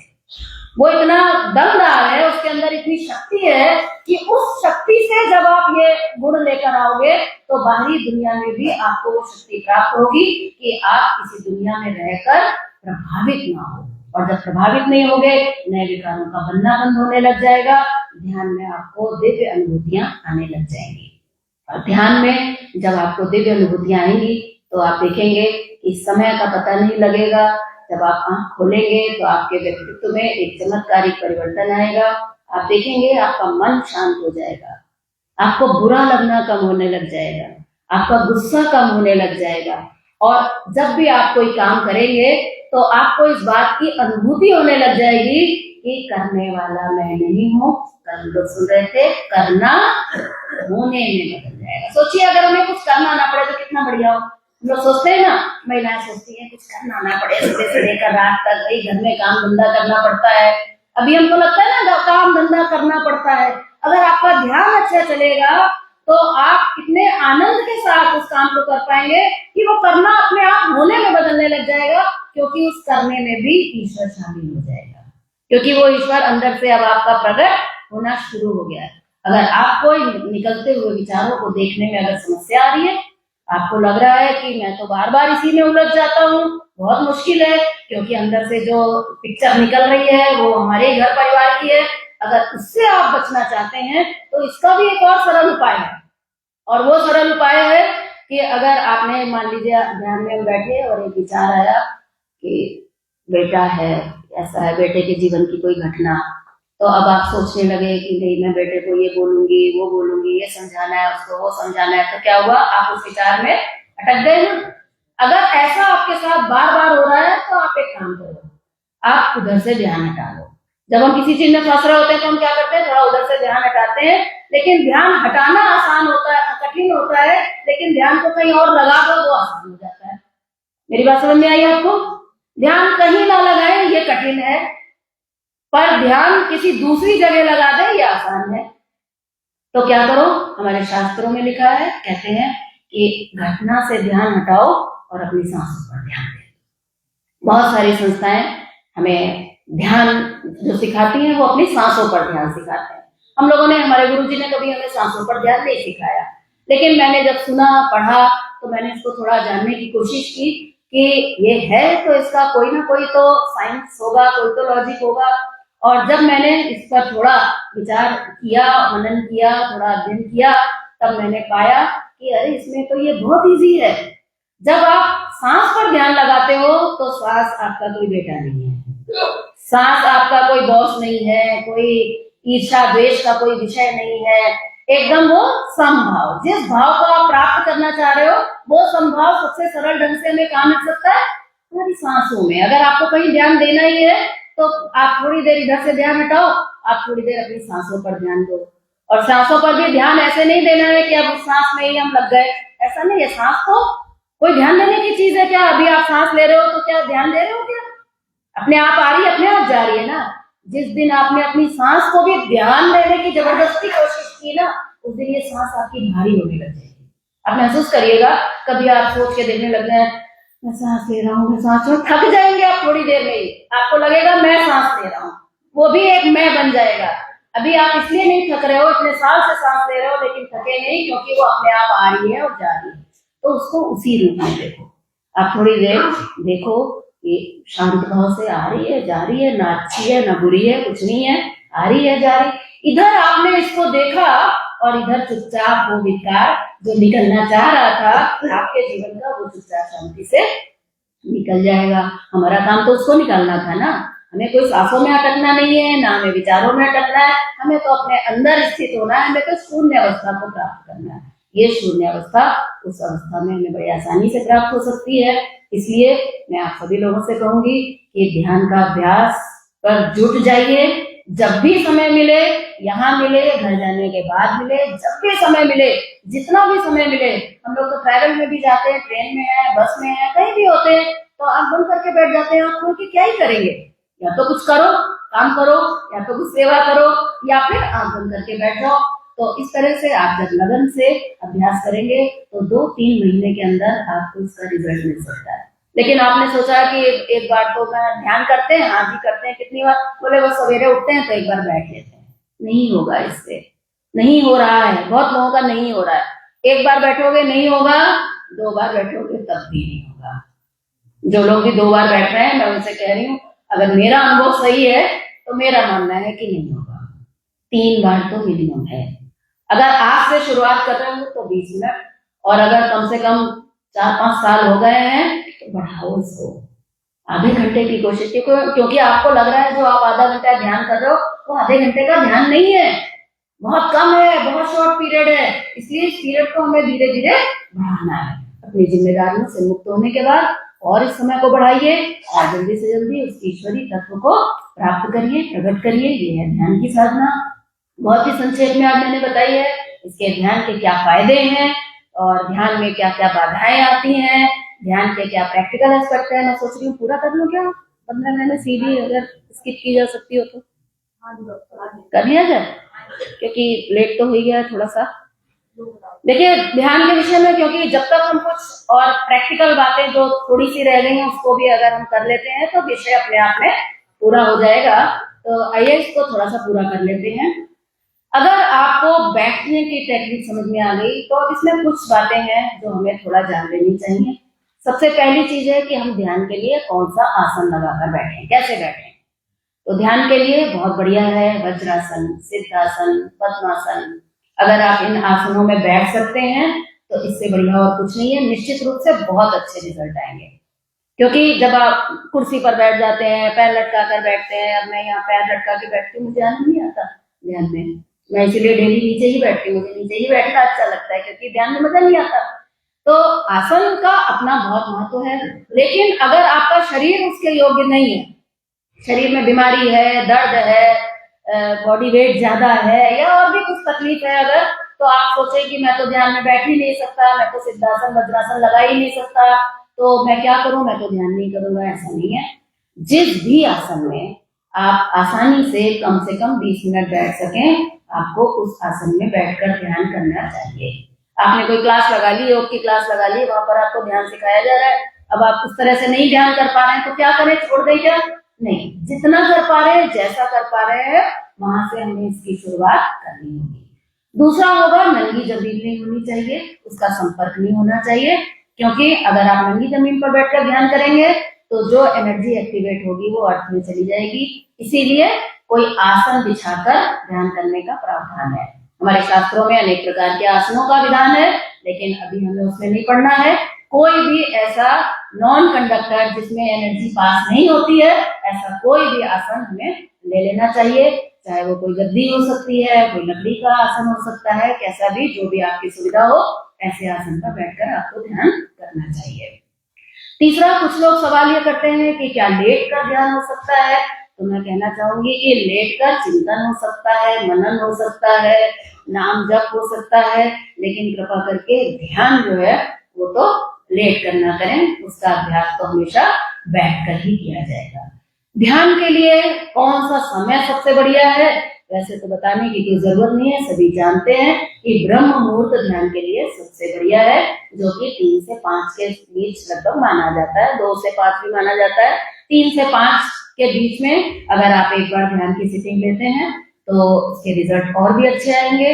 अगर आपको ध्यान करने के बाद नींद आती है तो ये भी एक अच्छा लक्षण है। ध्यान करने के बाद अगर आपको विश्राम की आवश्यकता है, बल्कि अगर थोड़ी देर लेट ही लिया जाए, ध्यान करने के बाद सीधे उठ के एकदम से कार्यकलाप में लग जाओ, इससे अच्छा है कि आप ध्यान करो और उसके बाद थोड़ी देर के लिए आप लेट जाओ, थोड़ा शवासन में लेट जाओ, शांत भाव से थोड़ी देर लेटे रहो, क्योंकि किसी भी एनर्जी से एकदम से एनर्जी के क्षेत्र से बाहर कूदना ये अच्छा नहीं होता है। धीरे धीरे हमें उस एनर्जी से बाहर आना चाहिए, तो धीरे धीरे आने के लिए थोड़ी देर लेट जाइए तो बहुत अच्छी बात है। तो सवेरे आप ध्यान करिए, अलार्म लगा लीजिए, जब अलार्म बजे उठकर ध्यान करिए और वापस थोड़ा सा फिर लेट जाइए, तो शरीर को भी आराम मिलेगा और ध्यान के लिए भी कोई दिक्कत नहीं है। ब्रह्म मुहूर्त में अगर हमारा ध्यान होता है तो ये एक बार का ध्यान हमें अनेक बार के ध्यान का लाभ देता है। इस सवेरे के ध्यान का सबसे बड़ा महत्व इसलिए भी है क्योंकि उस समय आपका मन भी शांत होता है। जैसे जैसे दिन बढ़ता है वैसे वैसे हमारे दिमाग की हलचल शुरू हो जाती है ना, कि अब ये करना है, वो करना है, बच्चों को उठाओ कि नाश्ता बनाओ कि टिफिन बनाओ, ये सब वो शुरू हो जाता है ना, दिमाग चलना शुरू हो जाता है। जब आप 3 से 5 के बीच में उठेंगे तो आप ध्यान से, नींद से उठे हैं, परमात्मा की गोद से ही उठे हैं, इसलिए बैठकर उस परमात्मा से संपर्क स्थापित करेंगे तो आसान भी हो जाए। हालांकि शरीर में थकान होगी या नींद पूरी नहीं हुई होगी तो आपको उस ध्यान में भी नींद आएगी, और हो सकता है आपका ध्यान बिल्कुल ना लगे, आपको ऐसा लगे भाई मुझसे नहीं हो रहा है, लेकिन फिर भी मैं कहूंगी कि एक बार बैठो जरूर, नींद आ जाए तो भले ही सो जाओ, लेकिन बैठने का अभ्यास हमें प्रारंभ करना चाहिए, क्योंकि इसके बहुत अधिक अपने फायदे हैं। तो इस प्रकार से जब आप ध्यान करेंगे तो आप देखेंगे कि ध्यान में आपको 2 प्रकार की बाधाएं आएंगी। पहला तो मैंने आपको बताया कि नींद आने का डर रहेगा। ध्यान से उठने के बाद कभी भी अगर आपको ऐसा शक हो जाए कि मैं सो रहा था कि ध्यान कर रहा था, अपने आप से ही कभी कभी ऐसा होता है कि जब हम ध्यान करके उठते हैं तो हमें ऐसा लगता है हम सो गए थे क्या, ध्यान कर रहे थे कि सो गए थे। ध्यान के बाद अगर आपके मन में ये प्रश्न उठ जाए कि मैं सो रहा था कि ध्यान कर रहा था, तो 100% आप सो गए थे। सो भी गए थे तो भी कोई समस्या नहीं है, फिर बैठ लेंगे, सोना भी कोई कम नहीं है, वो भी बढ़िया है, लेकिन ध्यान नहीं है तो अपने आप को आप बता दीजिए कि भाई सो गए थे, दोबारा बैठना पड़ेगा, सो बिना नहीं जाएगा। तो इसमें, और रीढ़ की हड्डी को जब आप सीधा करके और आप बिना टेक लगाए जब आप बैठते हैं, अगर आपका शरीर अब थोड़ा सा ठीक ठाक हो गया है, अब आप साधना में लगे हो ना, तो थोड़ा तो बढ़िया हुआ होगा ना पहले से, तो केवल आराम लेने के लिए कुर्सी का टेक लगाकर कभी ध्यान मत करिएगा। मेरा अपना अनुभव है कि मैं जब भी बिना टेक लगाए सीधे बैठकर जब ध्यान करती हूँ तो मेरा ध्यान जल्दी लगता है और बहुत अच्छा लगता है और लंबा लगता है। जितना ज्यादा आप शरीर को विश्राम अवस्था दे देते हैं तो वो शारीरिक स्तर में घुस जाता है, फिर वो चेतना शक्ति तक पहुंच नहीं पाता है। लेकिन अगर आपकी मजबूरी है तो मैं मना नहीं कर रही हूँ, लेकिन अगर आप बैठ सकते हैं, 20 मिनट कोई बड़ी बात नहीं है, तो आप बिल्कुल रीढ़ की हड्डी को सीधा रख के आप बैठिए। एक छोटा सा प्रयोग मेरा व्यक्तिगत है, मुझे उसकी कोई प्रामाणिकता का ज्ञान नहीं है, फिर भी मुझे उस पर विश्वास है तो मैं आपके साथ शेयर कर सकती हूँ। मैं ऐसे ध्यान करने पर मैंने थोड़ा होमवर्क किया, मैंने बहुत से लोगों को देखा। मैं आपको सच बताऊं तो योगी जी महाराज से हमने जो सुना, जो समझा, उसके अलावा हम कुछ नहीं जानते। इससे बाहर क्या ग्रंथों में कहा कितना कुछ, बहुत कुछ है, हम उसके बारे में कुछ नहीं जानते। हमको तो योगी जी महाराज ने जो बताया, जितना बताया, हम केवल उतना ही जानते हैं, उतना भी पूरा नहीं जानते हैं, तो बहुत कम जानते हैं। लेकिन मैंने देखा बहुत से लोग ऐसे ध्यान में बैठते हैं और लगता है उनको देख के बड़ा अच्छा इनका ध्यान लग रहा है, तो मैंने सोचा, खुद से ही सोचा कि कुछ तो होगा इसमें। हालांकि ये तो अलग अलग मुद्राएं हैं, सभी जानते हैं, योग में पढ़ाई भी जाती है, सब अलग अलग मुद्राओं का अलग अलग प्रभाव है, बट मैं उतना डीप में नहीं जाना चाहती थी, या मेरी क्षमता के बाहर था, जो भी आप समझ लो। मेरा तो बस यहीं पर एक रुचि पैदा हुई, तो मैंने सोचा कि क्या वजह है कि लोग ऐसा ध्यान करते हैं। तो मैंने सोचा वजह बाद में ढूंढने की, जरा पहले करके देखते हैं। कुछ दिन मैंने जब करके देखा तो मैंने देखा कि आप कभी प्रयोग करके देखिए, आप जब यूं बैठते हैं ना तो बहुत जल्दी आपका अच्छा ध्यान लगता है। और मैंने यहाँ तक प्रयोग किया कि जब बहुत अच्छा ध्यान लग रहा था तो मैंने जानबूझ के उंगलियों को छोड़ दिया, और जब मैंने उंगली छोड़ी तो मुझे ऐसा लगा कि मेरा एकदम से ध्यान टूटा। तब मेरे को लगा कुछ तो है। तो जब मैंने इसको स्टडी किया तो एक बहुत अच्छी बात मुझे एक बार कहीं मिली, और वो बात मुझे तो बहुत अच्छी लगी। आपको अच्छी लगे तो आप भी प्रयोग करके देख लेना। वो अच्छी बात ये मुझे समझ में आई कि आप जानते हैं कि ये अंगूठा जो है ये पॉजिटिव चार्ज कहलाता है। किसी को हमें विश करना है, किसी को हमें शुभकामना देनी है, तो हम ये अंगूठा दिखाते हैं, उंगली तो नहीं दिखाते। क्यों? क्योंकि ये पॉजिटिव एनर्जी इसमें मानी जाती है। किसी को भी आपने दिखाया तो सामने वाला भी चार्ज हो जाता है, ऐसा माना जाता है। और ये उंगली हम कब दिखाते हैं? निगेटिविटी में। डांटना है, किसी से दुश्मनी दिखानी है, तो कहते हैं ना कि ऐसे नहीं करने का। और यहाँ तक कि रामचरितमानस में लिखा है कि वो किसी छोटे पौधे को अगर उंगली दिखा दो तो मर जाता है। कहते हैं ना, वो लक्ष्मण जी ने परशुराम जी से कहा था ना कि यहाँ कुमड़बतिया को नहीं, तो कहते हैं कि वो होता है ना कद्दू का फूल, उसको अगर आपने उंगली दिखा दी तो वो मर जाता है, ऐसा कहा जाता है। और इस बात का उल्लेख रामचरितमानस में आया। ये उंगली नेगेटिव चार्ज है, और मैंने ऐसा कहीं पर पढ़ा कि जितना ये पॉजिटिव है ना, ये उतना ही नेगेटिव है। सेम चार्ज है दोनों पर, एक पे पॉजिटिव एक पे नेगेटिव। ध्यान में आपको क्या चाहिए, पॉजिटिव कि नेगेटिव? हो गया ना, सब बेकार हो गया, सब बेकार हो गया लेक्चर। आपको कुछ नहीं चाहिए, ना पॉजिटिव चाहिए, मैंने अभी क्या बताया था, ना तो अवार्ड चाहिए और ना गाली चाहिए, दोनों के महत्व को खत्म करना है, ना इससे चिपक कर बैठना है और ना इससे बच के निकलने की कोशिश करना है। हमें क्या चाहिए? शून्य। इस शून्य को, ये शून्य कब होगा? जब ये प्लस और ये माइनस दोनों मिलेंगे तो क्या बनेगा? यानी कि जो शून्यता हम प्राप्त करना चाह रहे हैं, कहीं ना कहीं मेरा ऐसा विश्वास है कि ये हमें वो शून्यता प्राप्त करने में मदद करता है। मेरे पास इसका कोई प्रमाण नहीं है, हो सकता है आप सिद्ध करेंगे ये गलत भी हो सकता है, पर मेरा अनुभव है। तो इस तरह से हम जब ध्यान का अभ्यास करेंगे, ध्यान का विज्ञान पुस्तक पढ़िए, बार बार पढ़िए। मैं हमेशा कहती हूँ कि इस पुस्तक को हमेशा अपने आसपास रखिए, दिखाएं, इस पुस्तक को हमेशा अपने आसपास रखिए, एक बार नहीं बार बार पढ़िए। बहुत पतली सी किताब है, बहुत ज्यादा पढ़नी नहीं है, और वो भी इतनी सी पतली किताब, वो भी कितनी पढ़नी है आपको मालूम है? आधी। क्यों पढ़नी है आधी? क्योंकि आधी में केंद्रीकरण की पद्धति है और आधी में शिथिलीकरण। तो कोई एक ही पद्धति तो करोगे ना, तो आधी किताब पढ़नी है तो बहुत छोटी किताब है, एक बार पढ़ो, दो बार पढ़ो, चार बार पढ़ो, हर बार आपको कुछ ना कुछ नया मिलेगा। और जब आपको लगे कि मैंने तो 10 बार पढ़ ली, अब क्या करें, मैं कहूंगी तब इस किताब को अपनी आंखों के केवल सामने रख दो। आप कहेंगे किताब रखने से क्या होगा, किताब तो पढ़ने की चीज है। ऐसा नहीं है। अगर ये किताब जहां आप ध्यान करते हो यहाँ या जहां आप अपना समय व्यतीत करते हो, ये किताब अगर वहां पढ़ी होगी तो ये किताब आपसे पूछेगी कि आज आप ध्यान में बैठे क्या? पूछेगी कि नहीं? अगर ये आंखों के सामने लिखा होगा ध्यान का विज्ञान, तो ये प्रश्न करेगी कि नहीं आपसे कि आप ध्यान में कितनी बार बैठे, क्यों टाइम बर्बाद कर रहे हो, सुबह से तुमने किया क्या है, जरा बताओ, थोड़ी देर ध्यान में बैठ लो, कहेगी ना। यहाँ पर तो आपको कोई समझाने वाला है, घर में कोई समझाने वाला नहीं है। घर में तो सब ये कहेंगे कि आंख बंद करके बैठे रहते हो, कुछ काम कर लो, यही कहेंगे ना। इसलिए मैं ये नहीं कह रही हूँ, हमारे योगी जी महाराज कहते थे कि घर की सेवा ध्यान से ऊपर है। मेरे को योगी जी महाराज ने बहुत डांट एक बार लगाई थी, मेरी माता जी ने मेरी शिकायत कर दी थी कि ये तो जब देखो तो आंख बंद करके बैठी रहती है, ये तो घर का कोई काम धंधा ही नहीं करती है। योगी जी ने मुझे बहुत डांटा और फिर उन्होंने मुझे प्यार से समझाया और उन्होंने मुझसे कहा कि ध्यान से ऊपर सेवा है। इसलिए ये नहीं है कि घर का अब आप साधना में आ गए तो घर परिवार छोड़ दिया, अब जो हो रहा है, खाना बना नहीं बना, क्या हुआ क्या नहीं हुआ, सब तो आग करके बैठे और मेरठ में सीख कर आए थे, ऐसा ब्लेम मत लगाइएगा। सेवा हमेशा ध्यान से ऊपर है, क्योंकि सेवा सर्वव्यापक भगवान को हमें प्राप्त कराती है और ध्यान हमें अपने अंदर जोड़ने का काम करता है। ठीक है, तो इस प्रकार से यह ध्यान की साधना है।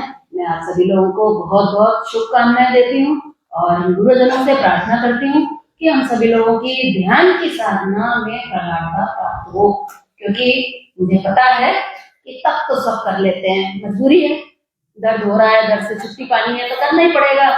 जो डॉक्टर साहब बोले, अभी बताया ना कि ऐसे तो सुनने को नहीं तैयार थी, लेकिन अब जब रिपोर्ट आ गई तो करना पड़ेगा, तो मजबूरी है तो कर लेते हैं, फिर धीरे धीरे अच्छा भी लगने लगता है। सेवा की साधना उससे कठिन है, हर एक को समझ में नहीं आती है, क्योंकि उसमें थोड़ा मन मजबूत करना पड़ता है, कुछ देना पड़ता है, इंसान स्वार्थी है, निस्वार्थी होना इतना आसान नहीं होता, इसलिए थोड़ा कठिन पड़ जाता है। लेकिन ध्यान की साधना तो सबसे सरल है ना, तो इसलिए तीनों साधनाओं को समान रूप से समझकर आप अपने जीवन में अपनाइए और जीवन का लाभ उठाइए। इन्हीं शुभकामनाओं के साथ मैं अपनी वाणी को विराम देती हूँ।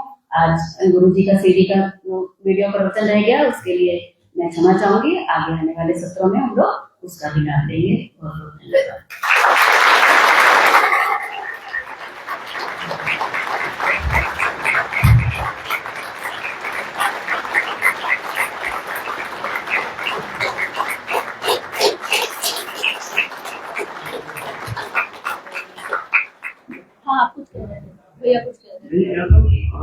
मुद्रा बताई, हमने तो महाराज जी से यही मुद्रा सीखी जिसमें बैठे हुए। मैं तो कह रही हूँ ना, अब ये मेरे को अपने आप आया, मैं क्या करवाया।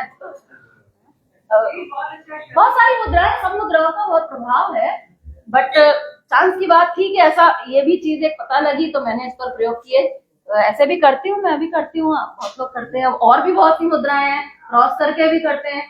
क्रॉस में क्या है कि हमें मालूम नहीं है, हमें ये सब नहीं पता कौन उंगली क्या है, किसका क्या प्रभाव है, हमें कुछ नहीं पता तो सारी उंगलियां क्रॉस कर ली, तो जिसका जो होगा वो सब अपने आप हो जाएगा जीरो, हमें पता नहीं है लेकिन हो ही जाएगा ना। तो ऐसा नहीं है कि मैं कोई इसको प्रमोट कर रही हूँ या किसी और को डिस्कार्ड कर रही हूँ, ऐसा भाव नहीं है मेरा। मेरा सीधा भाव बस ये है कि मैंने एक प्रयोग किया, मुझे अच्छा लगा, तो अगर आपको अच्छा लगे तो आप भी कर सकते हो। जरूरी नहीं है कि जैसा मुझे अनुभव हुआ वैसा आपको भी हो, कोई जरूरी नहीं है। तो प्रयोग करके देखने में कोई बुराई भी नहीं है। ये सब मुद्राएं तो नहीं है, कोई एक मुद्रा की बात नहीं है, अनेक मुद्रा है। आदरणीय शांति जी का बहुत धन्यवाद। इतनी साधना को इतनी सरलता से सभी साधुओं तक पहुंचाने के लिए बार-बार आपको वंदना। मेरे नाथ आप अपनी सुधा गई सरसमर पतित पावनी अहेतुकी कृपा से दुखी प्राणियों के हृदय में त्याग का बल एवं सुखी प्राणियों के हृदय में सेवा का बल प्रदान करें, जिससे वे सुख दुख के बंधन से मुक्त हो, आपके पवित्र प्रेम का आस्वादन कर कृत्य हो जाएं। हम परम पिता परमेश्वर से प्रार्थना करते हैं कि जो साधक तप सेवा सिमरन के माध्यम से शरीर से मन से आसक्ति, बुद्धि से अहंकार और अहम से मिथ्यात्व निकालने की साधना में लगे हुए हैं और जिनके नाम प्रार्थना पुस्तिका में संलग्न है,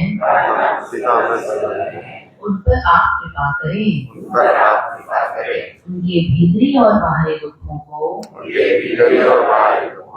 शीघ्र समाप्त कर दें। ओम शांति।